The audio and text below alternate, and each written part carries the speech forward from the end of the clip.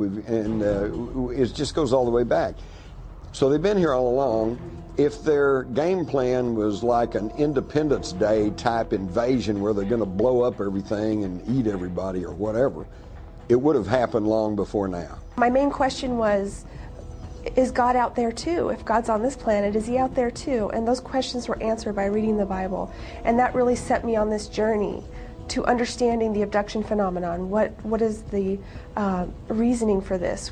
Who's doing this? And all of those questions that we all ask. We think of aliens and we think of angels as, you know, divine beings that we have no idea of and we don't see, we don't communicate with on a daily basis. But it is not only the Bible and other holy works that are filled with references to UFOs and extraterrestrials.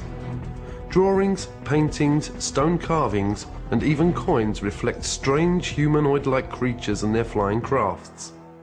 Serious researchers now say that the real question is not whether there are abductions occurring, but are there abductions to help or to harm us? And the Greys were authorized to, sort of like a Noah's Ark, to develop a full genetic and DNA bank of all flora and fauna on this planet so as to replant it centuries down the road after the catastrophe. Can you imagine any president, whether it be Bush or Clinton or whatever, standing before the public and saying, yes, I am aware that we have this joint program with some aliens to upgrade our biological computers, to build better bodies to house our souls in future incarnations. They can't talk about things like that. He wouldn't be able to do the job we hired him to do.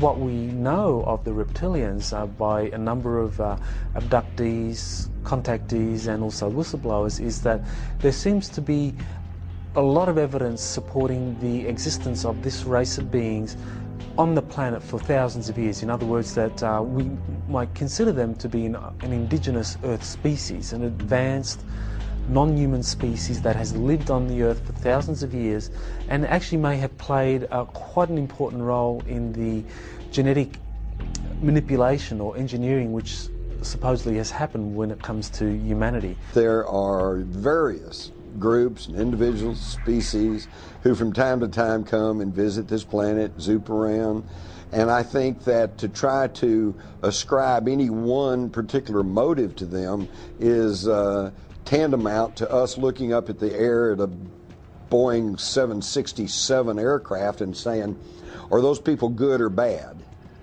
You know, you just can't ask that. It's a group of people, a group of intelligent beings. Some of them are good, some of them are not so good. But I will say this, I don't think there's any reason for great fear and anxiety. Most recently, 2 new terms have emerged that also describe human-alien interaction.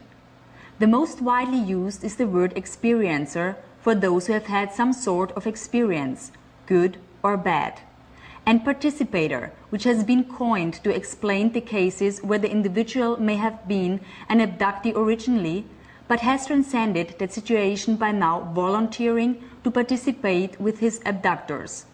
My contact with extraterrestrial intelligence occurred when I was aboard my sailing boat in Hawaii in the Honolulu harbor. And it was early one morning. It was about 5 o'clock and I had gotten up early and I had gotten a cup of coffee and I'd gone back to my bunk and I was just laying there completely dressed